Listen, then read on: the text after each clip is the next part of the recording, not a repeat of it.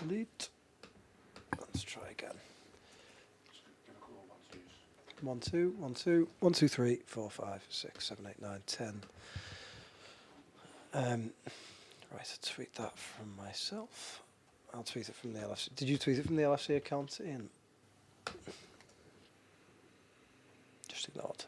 What did you say, sorry? Did you tweet that from the LFC account? I can do it while we're live. Go on, you do it while we're live, yeah. Thinking about it now, I haven't actually got access to the accounts because I'm changing my laptop. Oh, Ian, I'll tweet it. Blood Red podcast with PT Gorst. Sky Blue's so much better for engagement. Yeah, you get better engagement, don't you? It's just a nicer place. Yeah, for now. I don't know, we'll have to have a look at the FSG reaction. Salah. And Joe Rimmer. It's just when the game was ending, it's like you go on Blue Sky, even the threads, it's all nice people talking about the game. Yeah. You go on Twitter.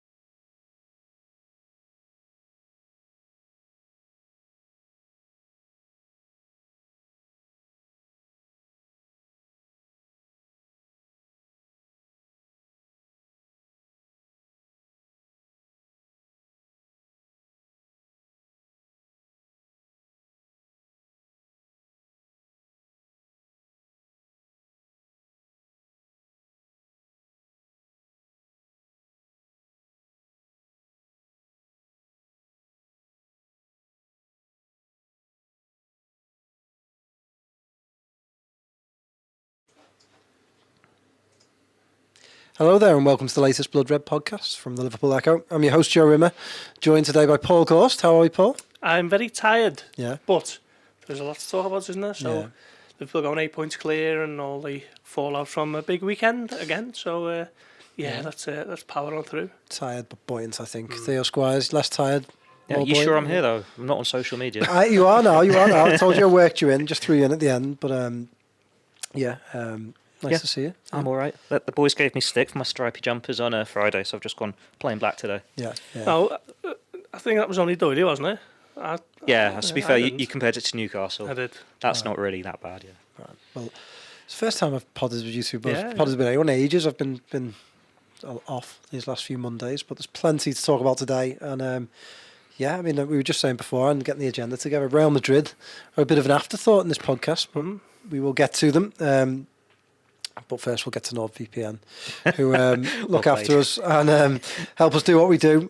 So thank you, Nord. If you travel a lot, they are great to have in your pocket to protect you from some very bad people who want to take your information, and also to log on and be able to watch highlights of match of the day, anywhere, any football platform that you want to do. So to get the best discount off your NordVPN plan, go to nordvpn.com/bloodred, and our link gives you 4 months extra free on a 2-year plan. There's no risk at all with Nord's 30-day money-back guarantee, and the link is in the podcast episode description box. I actually needed NordVPN today. Did you? What for? But I didn't get a chance to utilise their services, sadly. Right. There was a column from Sergio Aguero, which when the link took me through, it said it's not available in your area, which I was devastated about because he was saying loads of lovely things about Mo Salah and talking about Sunday's game as well. So maybe I can use NordVPN after this pod and get that up and have a read. Yeah, that's perfect. And we are back live on YouTube, so if you do have a question, a comment, a thought, the penny has dropped for Ian Kroll there. Then the penny's dropped for Ian Kroll. That doesn't make sense to anyone. No, we know what it means. If you've got a question, a comment, a thought, anything like that, drop it in the chat, and we'll try and get to it. Just say it's nice to do it in the morning as well. Yeah. Away from our normal 2 p.m. slot, apparently. Yeah. Thanks, Theo. Yeah, it's the first time that's been communicated to me, but obviously it's nice to get ahead of the Blue Boys for once. Thanks, Ian, for making that happen. Plenty of people watching already, and a little bit of a different podcast title on it today. We've kind of first personed it for you, really, Gorsty, because you yesterday. Let's get straight to it. You might have to explain what the mix zone is. Yeah. You stopped in the mix zone. You went to the mix zone after the game. Liverpool had beaten Southampton 3-2. Huge game in terms of title talk. Mohamed Salah was the hero.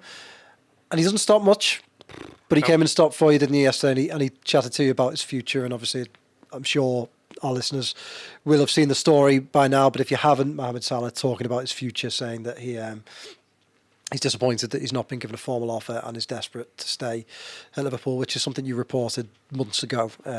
So give us your take on it, Gorsty. What happened? Talk us through it, and talk us through Salah's body language, give us a bit of background on what the mix zone is, why he doesn't usually stop, that sort of thing. The mix zone is basically just the area where reporters get an opportunity to call over a player and get 2 or 3 minutes of their time reflecting on the game and whatever else. And it's normally Virgil van Dijk who fronts up, and he's there chatting to us after every single game at Anfield, to his enormous credit. Most of the players don't really come through. I think they installed a bit of a trapdoor in Anfield during COVID, and it allows the players to sneak off another way. So, yeah, sometimes the away games are better because they sort of have to walk past you, because sometimes the mix zones are by the team coach, which is where the Southampton one is. Ask Cody Gakpo, Curtis Jones, Kelleher walked past. There was a few of them, and for whatever reason he didn't feel like stopping, which is par for the cause. And then Salah walks past, and it's become a bit of a running joke with the likes of myself and the other reporters who cover Liverpool, every single game. It's, Mo, 2 minutes, he'll sort of give you a smile and say, oh, not today, and then move on. And he's played nearly 400 games for Liverpool, and that's become, the running joke. And he's only ever stopped twice before yesterday. Once was when he scored 40 goals in his first season, so that would have been 2018. And then once when he won the Champions League in 2019. So it was the first time he stopped for over 5 years. That was a bit of a Hail Mary request. I think the closest we've come to getting him to stop was back in April, when he had that fallout with Klopp on the sideline, didn't he? And we said, Mo, 2 minutes, and he said, if I speak today, there will be fire, which was enough of a statement in itself to sort of set up the news agenda for the next few days. But he decided to come over, and when he walked over, we were a bit like, is he actually come to speak to us here? We couldn't quite believe that he'd accepted the request. So when he come over, I was thinking, well, he must have something to say. He's got something on his chest, and lo and behold, he did. Obviously the talk veered onto his future, and he said he hasn't been offered anything yet. He's disappointed that he hasn't been offered anything yet. He loves the fans, he loves the club, but as of yet, he is more in than out, because there's been nothing tabled officially. Out and in, because nothing has been officially tabled. Speaking to people after it on the way back from Southampton, around the club and stuff, and they were insistent that talks are ongoing with Rami Abbas, his agent. They were described as positive, and there was, suggestions that his age, the fact that he's the highest paid player in Anfield history, it's not just something that they can, agree to at the drop of a hat. There's a large scale contract involved here, and discussions need to be had, and decisions need to be taken with the long term safeguarding of the club at hand. It's not just as simple as giving what he wants. But something I asked him is, he's certainly strengthening his hand in these negotiations because of the form that he's in. 12 goals, 10 assists, Liverpool 8 points clear, Liverpool top of the Champions League. He's still the main man. So why wouldn't you want a player of that quality for the next few years if you're able to do so? And he wants to stay. I think that's the key point of it all. He sort of sidestepped the Saudi Arabian question. Got the feeling that he didn't want to maybe sort of antagonise that part of the world and that league in particular, because it might become an option at some stage. It might already be, with Rami Abbas, and the fact that he can speak to clubs in just over a month. But yeah, I just got the feeling that, well, from what he said, that he is absolutely desperate to stay, and he's been that good that what was the thinking for not, aside from financial issues, which for a club like Liverpool this season, that should be secondary really, because they're going for absolutely everything, and he's spoken about that himself. He wants to win the Premier League, he wants to win the Champions League, and that sort of ambition is great to have when you've got a player who's that good. Yeah, agreed. I mean, just to go back to that they've not made an offer yet. You and I discussed this last night when you texted me about it. But is there an idea that I think people are interpreting that to mean that the club haven't even sort of talked with him? Yeah, about, I mean, there's not been contract. radio silence. Yeah, He's not just sort of waiting for the phone, thinking, what's going on? Yeah, where's Rami? Has Richie Hughes been in touch? Yeah. Talks are ongoing. I guess what he meant was, a formal offer. Yeah. However, that manifests. You know, is it a fax? Is it an email? I don't really know how big businesses like this work at that level, but I think he meant formal offer. Yeah. So talks are ongoing. Like I said, they were described to me as positive last night. But, for all the positive talks in the world, he can speak to clubs officially without fear of censure or anything like that in 5 weeks, New Year's Day. So I'm sure Rami's phone will be ringing off the hook when New Year's Day rolls around, if nothing gets signed in between now and then. Just one more, because Theo's sitting here in silence. But how much of a negative slant does this put on Liverpool? I mean, Liverpool had an incredible season. Slot's start to life here couldn't have been really any better, could it? But we're now in nearly December. There's no new contract for Salah, or for Virgil van Dijk, or for Trent Alexander-Arnold, and it really is a bit of a cloud hanging over what could be just a brilliant season and brilliant place all round for Liverpool. I mean, FSG will have wanted Slot's start to life at Liverpool to go well, but he really doesn't need this. And his next press conference is going to be tough when he's asked a question about Mo Salah now, isn't it? It is, yeah, and he's made a habit, hasn't he, of sort of playing the straight back with it and saying that it's not his domain, and almost to a point where he apologetically gets asked it now by Vinny O'Connor on Sky Sports. That's normally maybe the third one of the three that Sky allotted on the press conference, but this changes the narrative a little bit, doesn't it? And I think it's more of a problem for Liverpool, because it's not just the likes of us writing speculative pieces, writing opinion pieces, comments and whatever, because that's a lot easier to block out and ignore. This is your top man essentially laying his cards on the table and sort of saying publicly that, nothing's on the table. And my mentions have been absolutely blown up today, with people saying, well, what's going on here? So fans have got a right to question why they are, a week away from December with this issue still unresolved. And it's not just Salah who the wait goes on for, like you mentioned here, Trent and Virgil as well still need theirs resolving. So I think looking at it, and managers get judged on results, don't they? The results of games, tactical decisions and stuff like that. It's a bit harder to judge a sporting director's performance, but so far you'd have to say that Richard Hughes has not exactly, hit the ground running, has he?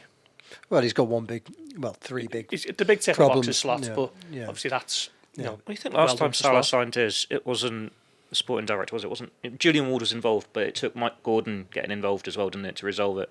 So maybe it does need that up ahead. Well, that's Edwards now, isn't it? That's Michael Edwards. So I guess it's Edwards and Hughes, and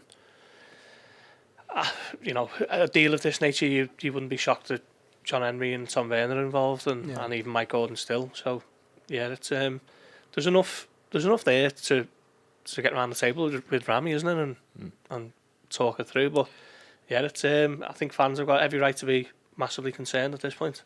Going back specifically to Salah, then, Theo. I mean, I saw. I was watching the game yesterday and I looked at Twitter. We're all on Blue Sky, by the way. If you are on Blue Sky, you can follow us all on Blue Sky. But I looked at Twitter at half time, and the fancy Premier League had tweeted like, Salah owners, what are you thinking now? Because he's had a fairly quiet first half. But with Salah, you just know that he will be involved in, if there's going to be a decisive moment, he will be it. And he certainly was. I mean, there's this idea that FSG don't want to give long contracts to players over 30, but surely, first of all, it doesn't really count for Salah, but surely that's a little bit of an old school. Players look after themselves better now, don't they? They're more informed in terms of sports science. They're better athletes all around. This, the idea that a player over 30 is close to retirement is sort of very, I don't know, it's the sort of thing that when we were growing up in the 90s, like, you expected a player to sort of retire when they were 31, 32, 33. But now I think surely 37, 38, even 39 with some players is becoming more and more common. Well, that was something the club acknowledged themselves when Salah signed the last deal. Like, it was 2-3 years, he's going to be 33 when it expires. Now, they were aware that he's still got a few years left in him then, but it's just getting around the table and negotiating it. For me, surely it is a financial thing, because they've got these two other big contracts to organise as well, because Salah is your highest earner. If you go first and say this is what you're on, it's going to cost you more for Van Dijk, Alexander-Arnold, and then there's the knock-on for when you're negotiating with Konate and all the other players in the squad, because they haven't really had to sit down with many since Salah signed that last extension. Yeah. It's been lesser players in the squad, the younger players. I think Jota's maybe the only exception there, and he's not going to come in and go, I deserve higher status, because he's not playing week in, week out. So that's something they're going to have to sit down and organise at some point, and it's just making it work for them. Like, we can say they've saved so much by Firmino, Thiago, Joel Matip, Henderson, etc., going back all this way, but Salah is on twice as much as the rest of the squad if he's scoring and assisting every week, and that's what he's doing now. Like, we can say he's keeping up this consistent level. He has done year after year. Maybe it comes into their thoughts there's an AFCON next year, and we all know the 2 times he has a Liverpool loss of form, it's after an AFCON. You lose him for 6 months, and then, he's 33, 34. Is he still doing it? He got injured the last time he was at AFCON. There's a lot they have to consider here, and we don't know how the Van Dijk conversations are going. We don't know how the Trent conversations are going. So there's a lot for them to weigh up. And it is a bit more serious with Mo Salah because he doesn't speak that often. Like Trent said from the off that he doesn't want to do it in public. It's all private, and that's me leading people to speculate a little bit about, he just wants to go to Real Madrid. People are thinking his performances have dropped off in the last month before it emerged. Oh no, he came back injured from international duty. Then he did his hamstring. Whereas Van Dijk, you hear from him every week. You get ask him the contract question, he smirks, rolls his eyes, but he gives you an answer, so it's a bit more relaxed about that. Whereas Salah's spoken 2 times on it now, on Sky after United, and now he's done it here, and it is your move FSG, your move Liverpool. And we see the round table we did with the club a couple of weeks ago. That's the most we've heard from him, so honest and upright, and show is what he means to the club and how he looks after his body, how he wants to win the Premier League, the Champions League. There's so much you could take from that interview. It's very much him playing the game now, isn't it? He's coming and showing how much he means to Liverpool. He's scoring the goals, he's assisting the goals, he's putting the pressure on, and we'll wait and see what actually comes from it, because if he can do it now at 32, you're not phased from doing it at 33, 34, 35, but there's still so much more to it than just performing on the pitch. Yeah, there's a couple of... That was something that Slot said a few weeks back, wasn't it, with the Leverkusen press conference, when he sort of referenced Ronaldo and Messi with Salah in terms of he can still carry on performing at the level he's at, like they have, captain of Portugal, captain of Argentina. What's Ronaldo, 39? Yes, Messi, 37? Okay, they're not exactly elite clubs now in Miami and... where's Ronaldo? Was it Etihad? No, Al Nassr, isn't it? So they're not at major European clubs in the same way Salah is, but they're still big names in football, aren't they? Still doing the business for the country. I think Messi scored a hat-trick for Argentina in the October international break. Well, obviously won the World Cup a couple of years back. Was it 18 months now? So, you can still go for these major honours if you look after yourself in the way that we know Mo Salah does. So this idea that he's going to sort of go over a cliff just because of a little bit of an arbitrary age doesn't quite tally up, because the age, you sort of assume with age that things drop off and maybe you lose a little bit of pace, but if you look after yourself in the way that Salah does, there's not much of a drop off, is there? He's just tweaked his game, hasn't he? That's the key thing, isn't it? He has lost pace. He's not as quick, and he doesn't take people on like he used to. But the most remarkable thing about Salah is he has adapted his game, and I think what you're saying, Theo, is a big part of that. I think Liverpool don't want to create a situation where they become a bit like Man United, where they set wage expectations at such a level that they've got so many players in the squad on big money, and then they can't shift them, and then it becomes financially unstable. But I would argue with Salah, it's not a situation like United had with Ronaldo, was it 2 years ago when they signed him, and he just didn't fit, did he? The team kind of played for him, and even though his numbers were still all right, the rest of the team sort of suffered as a result. Salah is a big part. He's adapted his game to become a big part of Liverpool's team in the way they play now. He passes the ball well, he holds up well, he does his defensive duties well, and then obviously he's there for the big moments. He's a real leader in that dressing room too. Dressing room leader. Like we talked so many times, I've mentioned it before in the pod, but I love that story about Harvey Elliott where he comes over and takes the bread off Harvey's plate and says, if you want to look after yourself properly, don't have that extra slice of bread. And they're little things, but I'm sure that young players and anyone, let's say Liverpool sign Marmoush, I know he knows Salah from international duty, and I'm just plucking his name out as an example. Surely he would benefit from a year with Salah than a year without. So I just find it it's not as easy as sitting here and saying, why don't they just get it done? Because there's a lot of big money, but it's just remarkable that they've let it get to this stage. I want to read a couple of comments. Someone said, is it not time that Michael Edwards gets called out? And, well, he's only just come back to the club for a start earlier this year. But I do think there's an element, they're going to put a lot of pressure. If Liverpool are doing the data model, they put a lot of pressure on their own people. If Salah leaves, if Trent leaves, if Virgil van Dijk leaves, they're going to have the best numbers ever to find someone that is capable of replacing each of these players. I don't see an outstanding replacement for Mo Salah who's going to come in and guarantee you 20 goals in the same way that Salah will for the next 2 years. It's difficult. I mean, I think even for a well-known, uber-cautious sort of financial model that the club operates in, I think even for them at times you've got to, loosen the grip a little bit and accept that some players are special cases. In the case of Mo Salah, and even say he signs a 2-year extension and then sort of the last maybe 4 or 5 months of that aren't great, so be it. You might get 18 months of this level where Liverpool are trying to win the Premier League, could win the Premier League. Surely as well, you'd never ever be in a situation where you can't move Salah on. Surely it's like when Torres went, like the Liverpool players in that dressing room knew he was done. They knew he was not the same. You could see it in training, they could see it in matches, and they still got 50 million for him, which was the record at the time. There is going to be that market for Salah, and if he's got a year left on his contract, you get money by selling him to Saudi. And even if not, he sees out the contract, you've got 6 months where he's not at his best and you're still paying him a big wage. You're still not paying him the bonuses if he's not scoring and assisting.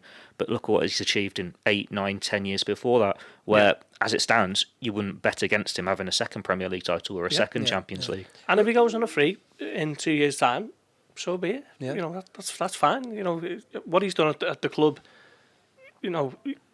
you sort of ignore the fact that you don't get a sell-on fee. You just accept that you had one of the greatest players in your club's history who walks away with X amount of major honours and shake hands and move on. So, I mean, I get the financial argument behind it all, but I just think at times you have to make an exception because at the end of the day, it's sport, it's football, it's not a business first and foremost, is it, if you understand what I mean? And that 150 million verbal offer they got a couple of years ago, it was eye-watering, but think how much they've let walk away on frees. It completely blitzes that, doesn't it, if you add up all the ones that have gone at the end of their contracts. But still, what he is bringing in terms of getting back into the Champions League and that league performance as well, it completely smashes it anyway. And then the sponsorship of having Mohamed Salah as your star player. Surely that exactly is surely he gets so many eyes on the club. Sells, I don't know, it doesn't make up to whatever a week, but surely they sell more Mo Salah shirts than any other player, especially worldwide. Surely if they go and play a friendly in Singapore, surely they get X amount more fans walking through the stadium doors because Mo Salah's playing. Stephen Killen, who I wouldn't even recognise if he walked past us nowadays. Don't know the name. But he's asked the question, is this not a case of Liverpool trying to prepare the best offer possible rather than table one that could put him off? Yeah, that's a good point. That is a very good point. Don't give him that credit. Yeah. Every dog has his day. I think, a Liverpool almost playing like some crazy game where they're thinking, keep them hungry, don't offer anything, offer anything official, and just, let him show how determined he is to stay at this club by putting in these, otherworldly performances. I think that might be a little bit too far-fetched, but it's a school of thought. But yeah, no, it's a decent point from Steve in terms of, the table something that is viewed as derisory from Rami and Mo. Does that upset the apple cart, and then is that where you start? Make things worse. That's when you start maybe seeing stories in Madrid or wherever. Yeah. Yeah, I suppose it's difficult. I think it's a very difficult negotiation. I'm sure Liverpool won't table an offer until they sit round the table with Rami and say, yeah, we're all happy with that figure. Right, here comes your offer. But maybe that's Salah saying, make me an offer. All right, I might be asking for, let's say he's asking for 500 grand a week, but Liverpool offer 450. Maybe you go, okay, well, you know what, I'll compromise. I don't know. It's all speculation, isn't it? The last saga didn't go as everyone thought, did it? Because they came out once it was agreed and said, we actually had really promising talks at Christmas time or February or whatever. Yeah. So obviously a lot happens behind the scenes that we're not really savvy to, and it's only when it's resolved that you find out. I suppose you've just got to trust that they've got that open communication. So say it's not resolved, and it's January the 1st, and Barcelona or whatever come in and say, right, we're prepared to give you this, and he could agree a pre-contract. Whether he's got that communication with Liverpool going, look, I've got this offer from Barcelona here, you're going to have to do something. Or do they get to the end of the season, Salah's patient and then waits until the end of the season to resolve it? We've seen Liverpool do that with James Milner in the past, and I know that's a completely different level of player, a lot older at the time, and they kept hold of him for a couple of years, but it's ultimately also what cost them to Brighton, because by the time they sat down with him, he didn't think he was getting anything and already agreed to go to Brighton. So it's just that open communication. It's different, isn't it? Because if Trent, you let him get to the January the 1st, you expect Real Madrid are going to be there knocking on his door, telling him what they're going to give him. And then it's, does he sign a pre-contract there and then, or does he wait? But with Salah, if they've got that communication, like you'd imagine they'd help with Van Dijk. Yeah.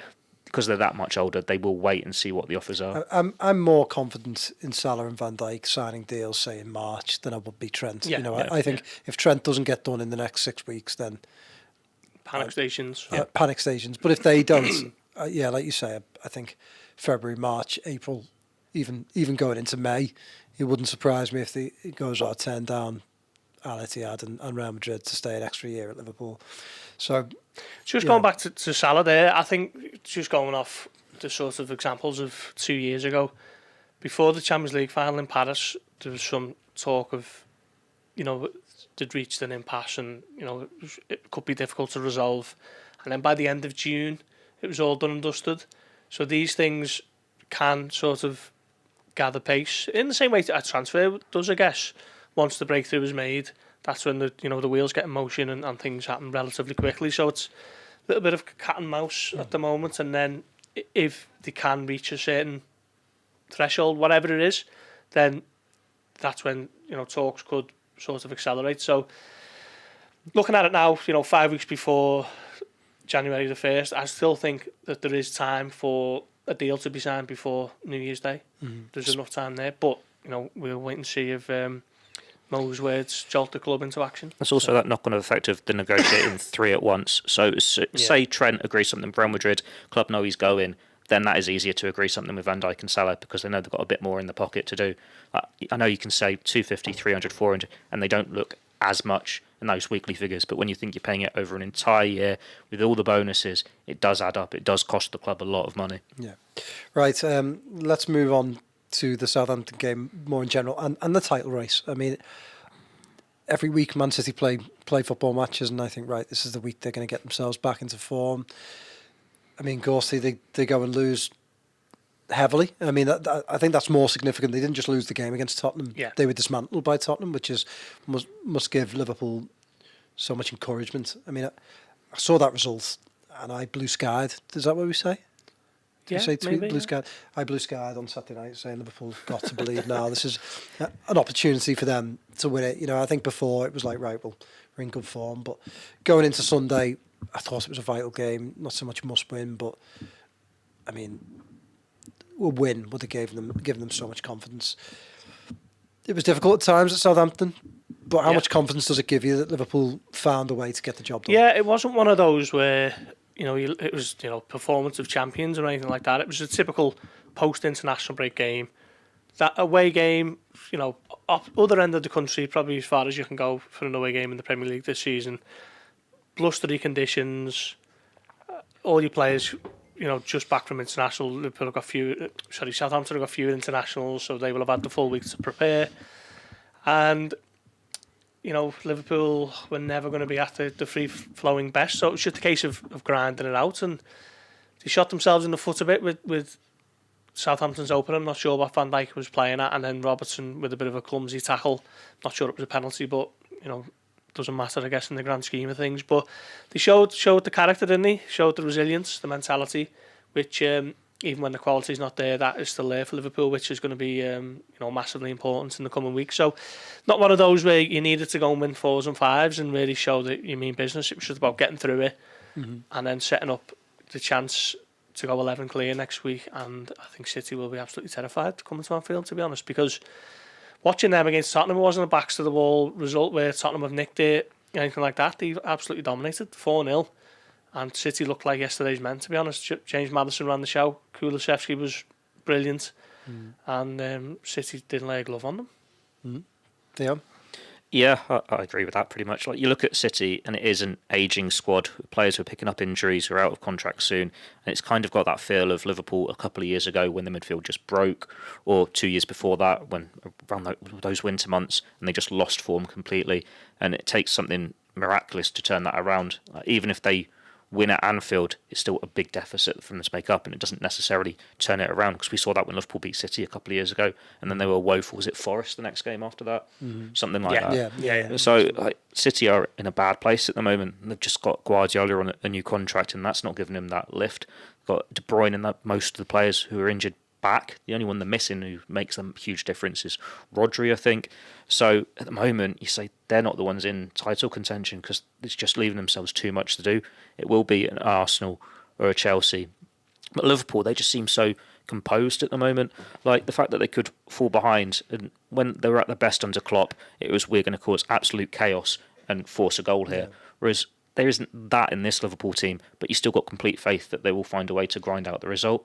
They pick their moments. Salah said that in that video, the round table, that he doesn't have to be at his absolute best for 90 minutes as long as he takes advantage of those moments when they come. And it's what Liverpool do. Like that brilliant pass from Gravenberch, he's one-on-one, really composed finish, steps up, shows his nerve with that penalty as well.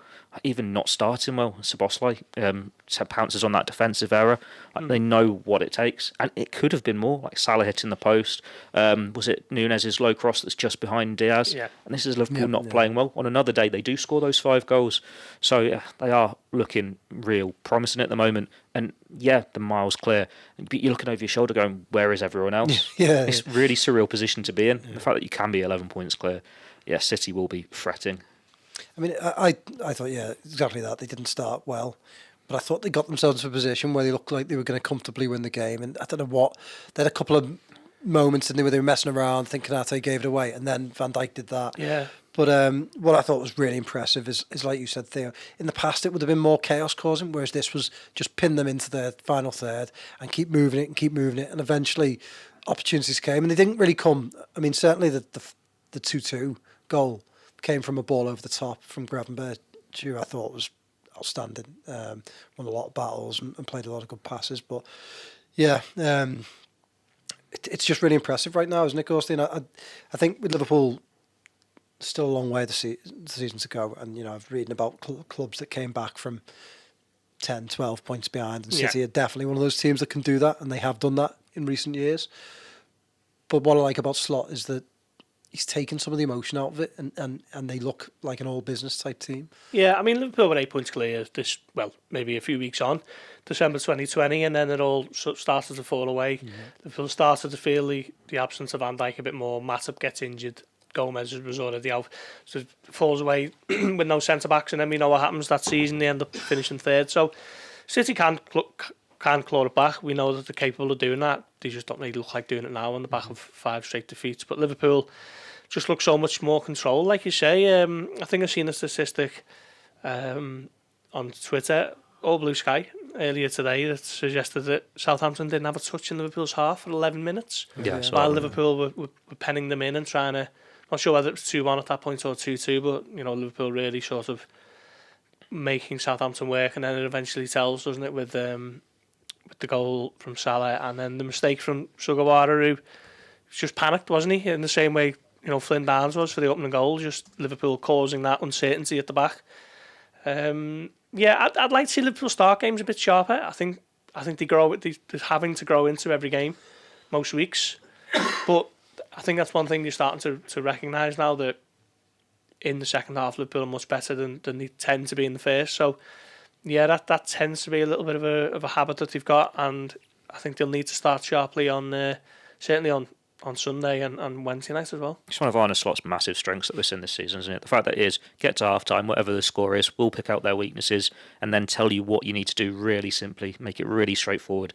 And Liverpool just really embracing that. They seem to be really enjoying having that simplicity from him. They know what they've got to do and they just go out and do it. Yeah, and I think with league winning campaigns, I think sometimes you go into the season, the best team just does their thing. And I think other times, I don't necessarily think Liverpool sounds a bit strange, but I don't necessarily think they're the best team in the country. I think City are probably better set up, even where they are now. But I think you can play your way into winning the title, and like City are having a really hard time psychologically. This must be quite hard to deal with.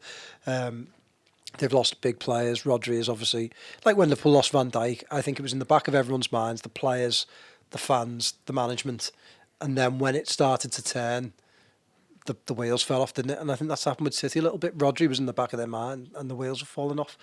And Arsenal are further back, but they're probably the ones for me that now I look at and think... They've got Odegaard back now, don't they? Yeah. But you look at them, they still need that prolific goal scorer. Yeah. Like Kai Havertz is great, but it's not the same as having someone who is going to get that level of consistency like Salah does, or even Haaland does for City. Like that's what Arsenal are lacking. They've got a great defence. The midfield is now back to its best because you've got Odegaard there as the playmaker, but it's not complete in the front three because even Martinelli's dropped off. Trossard's not quite there. They don't have that nailed down 11. Whereas you look at Liverpool and you go, this is the second choice keeper, he's smashing it. But Alisson's back soon. The back four's great. Midfield's looking really Trent strong. didn't play yesterday. Trent didn't play. And then the front three, granted it's Salah and two others, but the rotation there, whether it's Gakpo, Diaz, Nunes, Jota and Chiesa to come back, they look like they've got the complete package at the moment. Can change in January if City go out and spend 60, 70 million or whatever.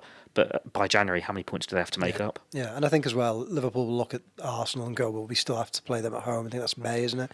So you've got through the tricky away game. So, look, I mean, I think there's going to be lots more twisted turns to come, and if Liverpool are to win the title, I certainly don't think it'll be by double figures. Yeah. But they've put themselves in an incredible position, and I just feel like they've got the right manager that will keep them grounded. So they've also got players that have done it before. Because Arsenal are lacking that. Chelsea, a very young squad that are lacking that. I think that will probably be the difference at the business end if we are still talking about a title race. I think Arsenal are on the tightrope now, aren't they? I think if one more stumble, if they lose, somewhere down the line, and Liverpool don't, I think that you probably say that might be them out the race. City, obviously only a point ahead of Arsenal now, are they?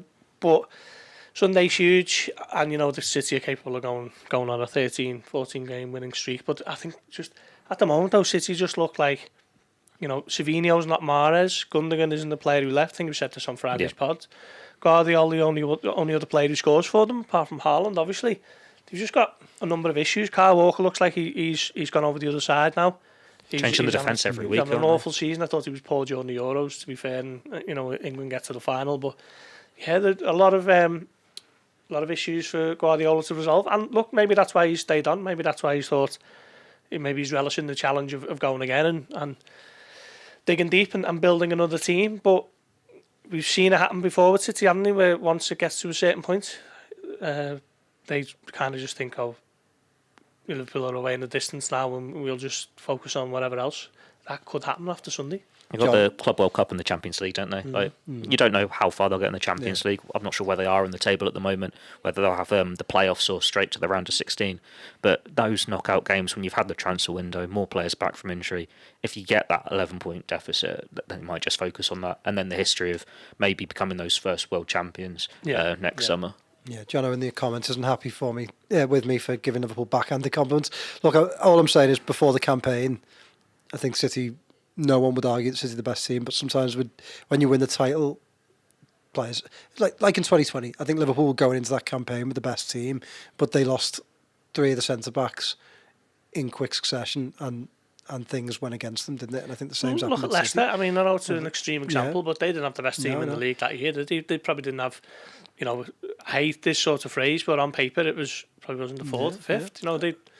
That was just a bit of a miracle. And I'm not sort of likening Liverpool to that, but it does show you that you don't have to have the sort of the best squad, do you? Sometimes it's about gathering momentum and taking advantage of your rivals. Certain times, big moments. Issues, big moments. That's why that equaliser at Arsenal was big for Liverpool. Yeah, we've had years of waiting for City to slip up.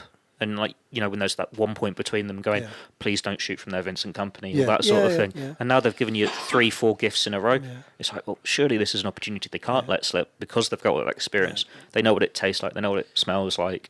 We'll just wait and see. There's one more thing I'd say that bodes well for Liverpool, is that in 2019, 2020, when they were going for it, they hadn't won it in 30 years, and that was thrown at Liverpool.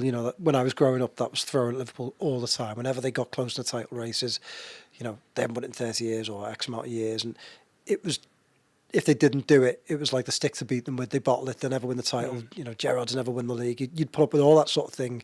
And now Arsenal are going through that a little bit. And it does, you know, I used to, like, as a fan growing up, think like will Liverpool ever win this league? You couldn't actually envision it because you've never seen it. Yeah, exactly. And I think with Liverpool now, they've got over that. They won the title a few years ago. Yeah. So they know what it, like you said, they know what it feels like, and they won't have people going, oh, if they miss out this year, people will just put them in title contention next year. So because there's about 6 players who were still part of that squad, wasn't there? Yeah, at least. Yeah. So psychologically, I don't think it's as big a deal, and I think for Arsenal, it will be a massive deal because it's been 20 years, and have they even got anyone in their squad that has? Like, obviously, Liverpool had Milner, Sturridge had won the Champions League or something, and they were leaders in the camp early on. You had Henderson, who hadn't won Jesus and Zinchenko, obviously. They weren't big players for it, were they?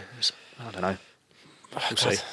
John, I was really upset. He's now saying that you compared Liverpool to Leicester. So when you, I think you specifically say exactly I'm not comparing Liverpool to Leicester. Right, we'll move on to Real Madrid.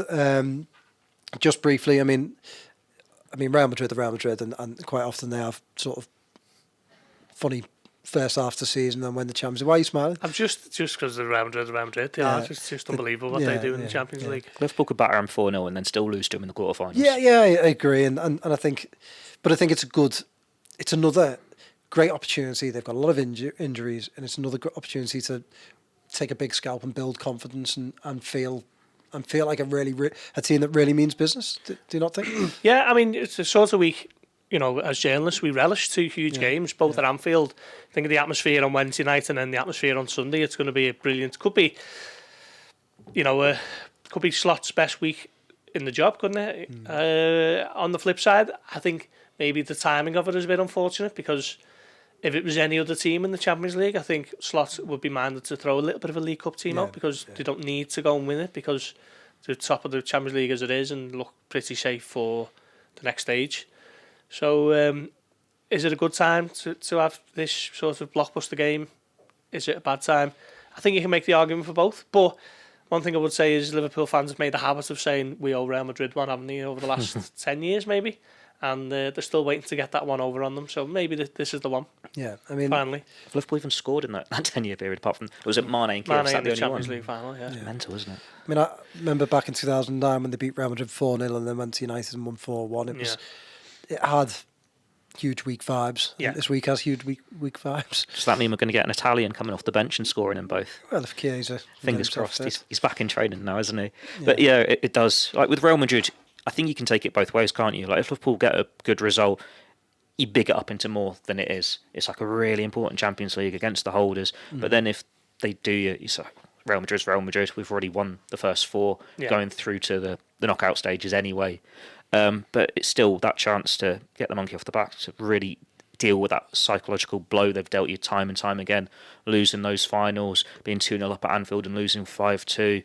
There's so many there that they do owe them one, and maybe it's not that important, and like because Liverpool fans have said so many times, but for some of those players it is. They do need to know we can beat Real Madrid. They know they can beat Man City, but if you give them that confidence, then it's right, we can achieve anything here. Like if you can beat the reigning European champions and the English champions in the space of 4 days, the sky's the limit for them. Yeah, exactly. And if you're going into the rest of the campaign, that makes you think, well, who've they got after City? In the league? So it's Newcastle and Everton. Yeah. So the big games don't go away, really. Yeah, they're tricky games, but you've got to think that if they can beat Real Madrid and Man City, and there's a big if, but if they can do that, then they go into those games thinking they don't have the doubts in the back of their mind. Whereas I think we've seen in the past, going up to Newcastle or going to Goodison Park, they can sometimes have doubts, and I think they did that last season, didn't they, when they went to Goodison?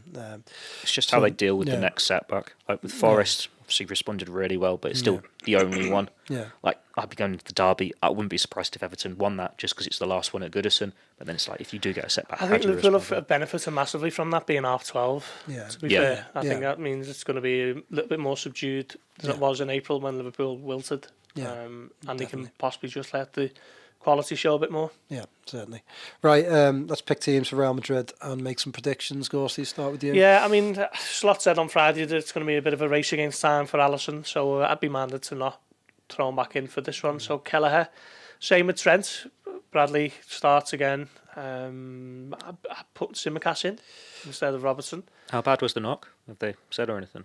No, they haven't actually. It's just he's got a knock in training, and that was as far as it went, really. So Who was that? Sorry. Tsimikas. Yeah, that's why he wasn't in the squad yesterday. So yeah, maybe Slot to give an update tomorrow if you can fit it in with all the other storylines that are going around. And Canate and Van Dijk. Yeah, agreed. Yeah. It's a hard one because it depends who's back, doesn't it? Like, there's no reason to rush Alisson back, which seems so strange, but Keller's playing that well. It's if they've deliberately kept Trent back for these two, because they could give him those extra few days. But he hasn't been in team training yet, so it might have to be Bradley, Canate, Van Dijk, and then I'll err on the side of caution and put Robertson in just because we don't know what Tsimikas has done. Yeah, I would. If Tsimikas was fit, I would put him in. But yeah, I think you're right. You don't risk the other two for this game. No Vinicius, by the way. No Vinicius. He's out for a month, is he? Yeah, It just seems everyone's out. Like Carvajal for the season. Militao, Rodrigo's out. So should we just try and pick a Real Madrid team? That'd probably be harder. Go on your midfield, Theo. Gravenberch, Szoboszlai, McAllister probably comes in for Curtis Jones, which is a bit harsh considering how well he's playing. Yeah. But yeah, I'd imagine it'd be those three. Yeah, I thought Szoboszlai played very well, but he excuse me, he looked absolutely shattered at the end there, so I thought he might come out and you push Curtis Jones. Doesn't he? There was one that he turned defence into attack really well by closing down Lallana, and that was a big part of Liverpool's game. I think we spoke about it on Friday, him getting about the pitch and really punishing the sort of playing out from the back stuff from Southampton, which worked to an absolute T. Didn't it, for the goal. Yeah, great finish with his left peg.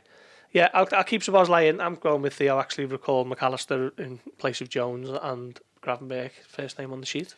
Yeah, I'd just push Jones further forward, but no argument either way. I just thought maybe he looked a bit shattered and needs a bit of a rest because he doesn't half put in a lot of effort, does Dominic Szoboszlai. And he's going to be needed for both, really. I suppose maybe you've twisted my arm there and he can sit out this one. And because speaking to one former Liverpool player yesterday who suggested the legs are going to be the defining asset for Liverpool against Man City, and Szoboszlai certainly brings you that, doesn't he? But then you could say Szoboszlai seems to be better in those European games, and then Jones at Anfield against Man City. They both mean huge things for him, but you feel that Man City one might mean a bit more for him. I'd imagine it'll be one or the other for both. Yeah. Go on, I'll bring back McAllister. I'll go with Jones, and Szoboszlai can have a rest. Just the Gorsty. I'm always bullying Gorsty, aren't I? Tactician. Yeah. Who's your front three? Yeah, it's Diaz or Gakpo, I guess. I thought Gakpo did okay at times yesterday, but he was maybe just... They loved him on the commentary. They said he was the best of the front three before Salah he turned was, up. but that wasn't much of a compliment, really. I thought all three were subdued in their own way until Salah came alive. I'll bring back Diaz, Salah, obviously, and the issue is whether Diaz leads the line as the number 9 or Núñez. I'll stick with Núñez. Salah, obviously. Diaz comes back in. And then, it's whether Diaz is up front or not. Like, it depends what they think the Real Madrid back four is going to be and pick that weakness and who's going to be more of a threat to them, whether it is the physicality of Núñez or Diaz getting in behind. I'll go Núñez at the moment, but I wouldn't be surprised if Gakpo's there and Diaz goes central. Yeah, Diaz, Núñez, Salah for me. I thought Gakpo worked really hard yesterday and saw a lot of the ball, but just didn't quite do enough with it. Right, give us a prediction. I can't see Liverpool losing 5-2. Can I see them going 2-0 up inside 15 minutes? I'll go with a 2-2 draw. Yeah, 2-0. I'd take a draw now. I think you're a pair of negative Nancy's. But you've already said Real Madrid are Real Madrid. They're always going to Real Madrid it. The sorcery of the Champions League. I'm going to say Liverpool 3, Real Madrid 0. Really? Yeah. I think Liverpool. Bellingham and Mbappe all getting left in the dust, are they? Yeah. All right, 3-1 then. But I think, I think Liverpool are going to show their strength in this one, and I've just got a good feeling about it. I mean, he beat Leverkusen 4-0.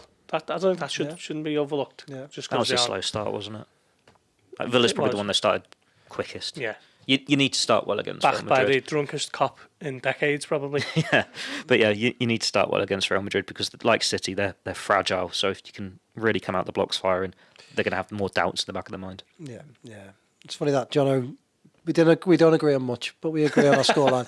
So thanks for that, Jono. Right, we'll leave it there. We'll be back on Friday to look back on Real Madrid, look ahead to a little game against Manchester City, and I don't know, maybe even by then Mohamed Salah might have signed a new contract. Maybe they'll finally put an offer through that fax machine. Yeah, maybe it's coming via pigeon. Yeah, maybe. Maybe they'll do it on a Blue Sky DMs or whatever. Yeah. Message in a bottle floating through the Mersey. Comes out and signs it before the game against Real Madrid or City. Yeah, in front of the Kop. Just do it on Thursday, so we've got a date to cover it. Yeah. Right, thank you very much for listening, and thank you for all your questions and comments. We'll see you on Friday. Bye-bye.